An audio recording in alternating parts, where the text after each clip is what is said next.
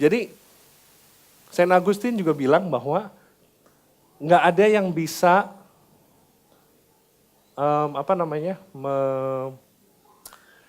bukan memulihkan, menyenangkan atau fulfill kita punya hati itu selain Tuhan. Jadi kalau mau the best, kayak tadi kan, kalau the bestnya tadi kan kita punya duit lebih banyak, ya kan? Tapi kalau mau kita di fulfill hatinya, supaya kita tuh mempunyai peaceful heart, itu tuh kita mau the bestnya kita tuh dipulihkan oleh Tuhan gitu. Nah itu yang membuat kita truly rich gitu. Next slide, tolong.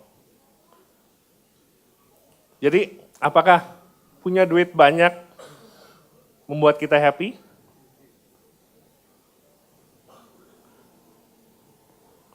Ya bisa gitu. Cuman itu bukan yang kita cari gitu. Kita cari lebih dari ini gitu. Emang punya duit banyak pasti kita membuat happy gitu. Gue pernah denger joke, lelucon gitu di mana Facebook atau apa ya gitu ya. Duit memang tidak penting katanya. Tapi karena duit lebih enak kalau sedih, nangis di Mercy daripada nangis di Bajai katanya.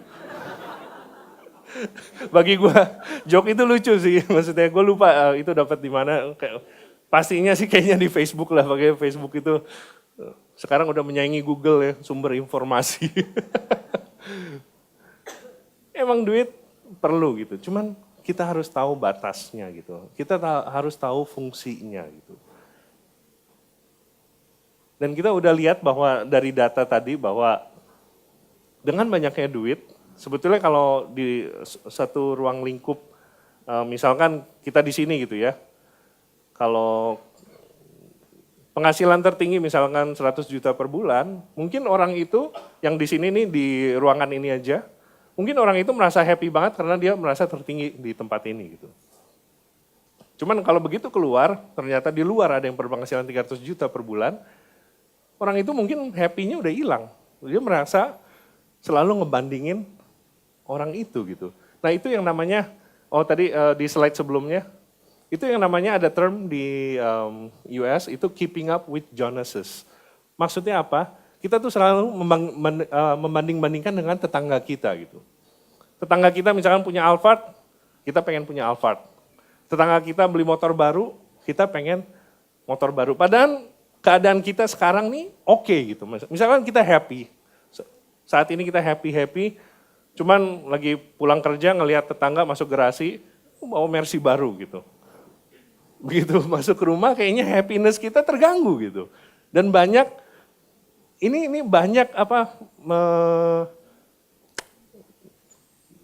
kata-katanya tuh banyak menjangkiti gitu ya, nggak tahu lah itu benar nggak kata-katanya, menjangkiti hati kita semua gitu. Itu suatu penyakit yang umum gitu, dimana kalau ngelihat ada tas baru, temennya beli tas baru, Hermes gitu misalkan, wah gila dia punya Hermes gitu, pengen punya gitu.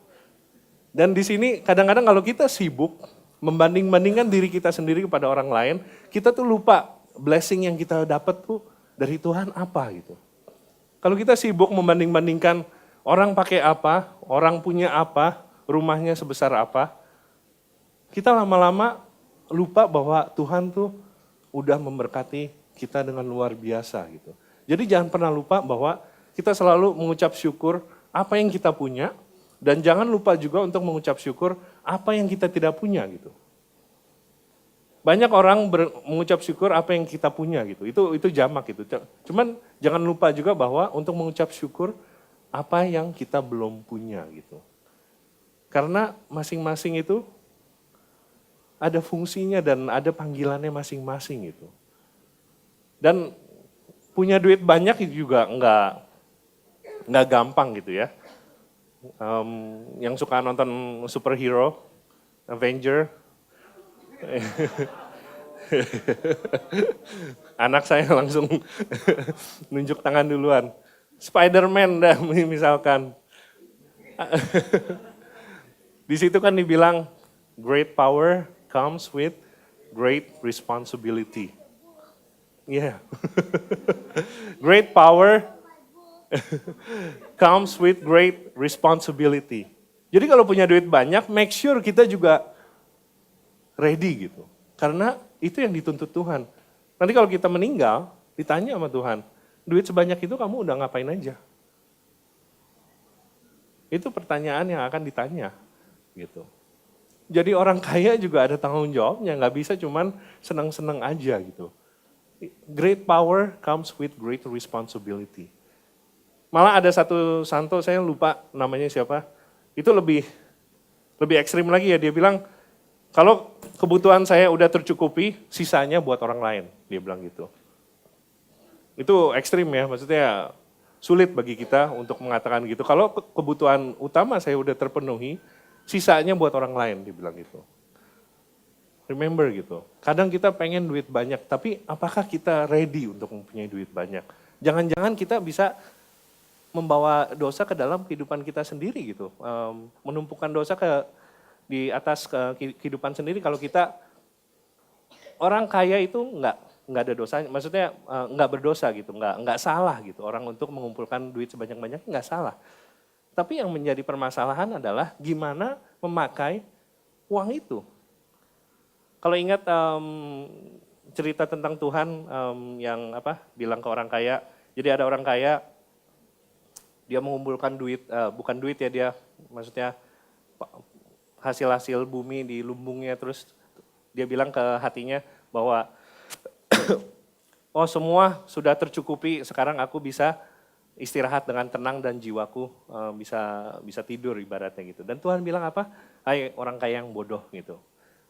Tuhan nggak bilang bahwa orang kaya itu bodoh, enggak. Tapi yang bodoh itu adalah dia menyandarkan kekuatannya untuk kepada kekayaannya gitu. Jadi kalau kita mempunyai duit, itu ada responsibility-nya gitu. Even yang biasa-biasa aja kayak kita, kalau kita udah tercukupi, apa yang kita harus lakukan dengan uang tersebut gitu. So, balik lagi yang tadi, yang ada gambarnya. Is being rich make you happy? Only to some point. Only to some point. Tuhan tuh mau memberkati kita luar biasa, berlimpah-limpah gitu ya. Nggak mau cuman setengah-setengah aja. Jadi jangan stop cuman di sini aja gitu. Next slide. Terus apa yang membuat kita benar-benar truly rich, truly happy? Yaitu kalau kita fulfilling our desire and purpose in life, that makes you truly rich and happy. Maksudnya apa? Fulfilling your desire and purpose in life. Kalau kita lihat gitu ya, misalnya Mother Teresa dibandingin Warren Buffett atau Bill Gates gitu. Sorry, baru sembuh dari batuk minggu kemarin. Belum tentu Warren Buffett lebih happy daripada Mother Teresa, belum tentu. Dan kemungkinan Mother Teresa jauh lebih happy daripada Bill Gates dan Warren Buffett. Dan waktu Saint Francis meninggalkan, dia kan dari anak seorang kaya gitu ya. Waktu dia meninggalkan semua kekayaannya, dia merasa lebih happy.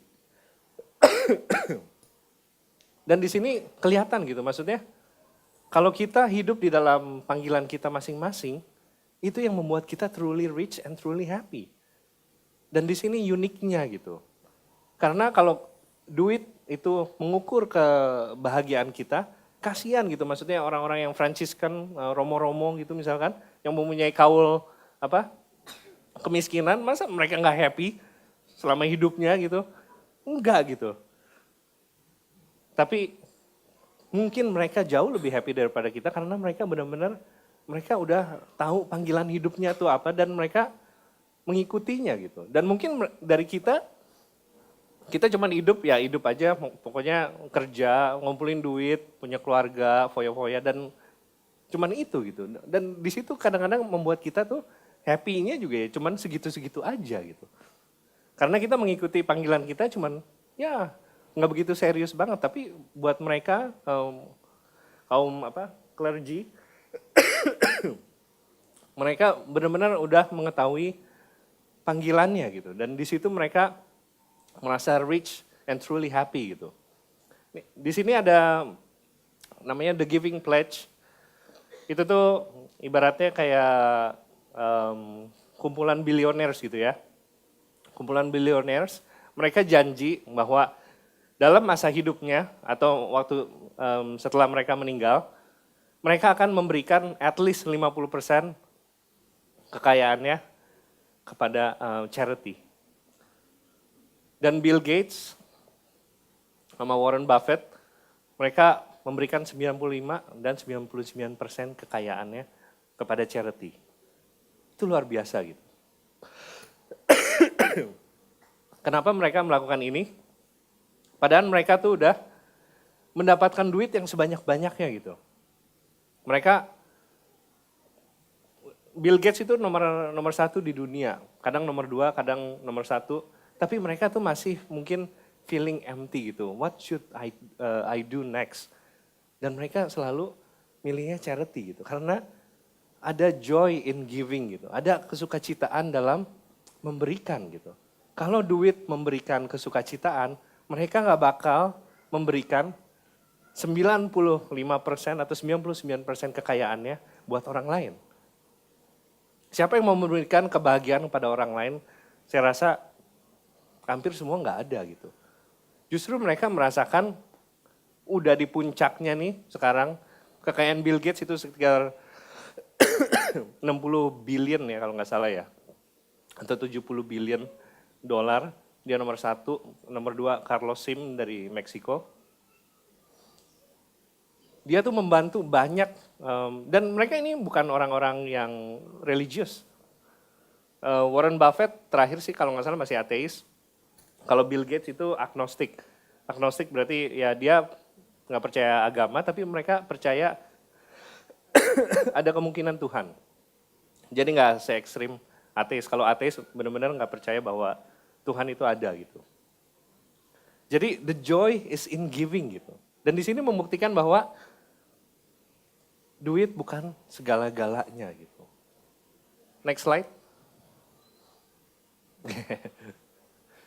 Jadi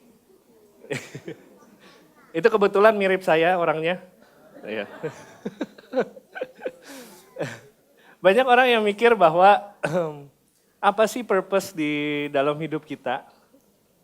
Kan kita tahu nih, duit itu nggak membuat kita happy kan? True calling yang membuat kita happy gitu. Jadi true calling kita tuh apa gitu? Banyak orang berpikir bahwa kalau misal, tulisannya hilang ya? Ada tulisannya nggak? Oh iya ya.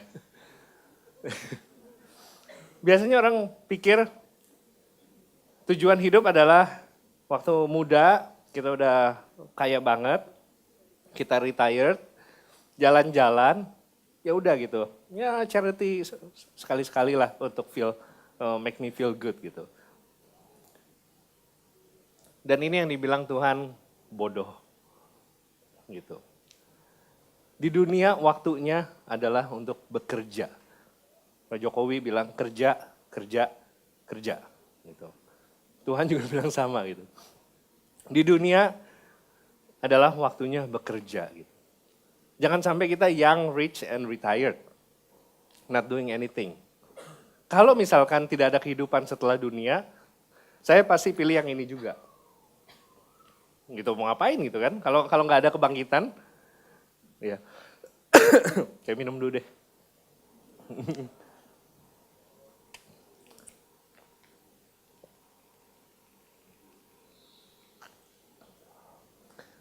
Kalau misalkan nggak ada kebangkitan, nggak ada kehidupan setelah di dunia, pasti saya milih ini, mau ngapain? Kita juga mati semua, nanti juga jadi debu, jadi tanah. Mau ngapain capek-capek nolong orang dan yang lain-lain gitu. Apa fungsinya gitu. Tapi banyak dari orang mempunyai tujuan hidup seperti ini gitu. Young, rich, and retired. Jalan-jalan, shopping, dan kalau misalkan ada waktu mungkin doing charity sedikit gitu. Tapi justru Tuhan mengajak kita tuh untuk bekerja gitu. Panggilan utama manusia Waktu Adam di Taman Eden dibilang, kamu harus mengerjakan taman ini. Jadi pekerjaan itu adalah suatu panggilan hidup. Dan itu yang kita harus benar-benar kita pegang secara serius gitu ya.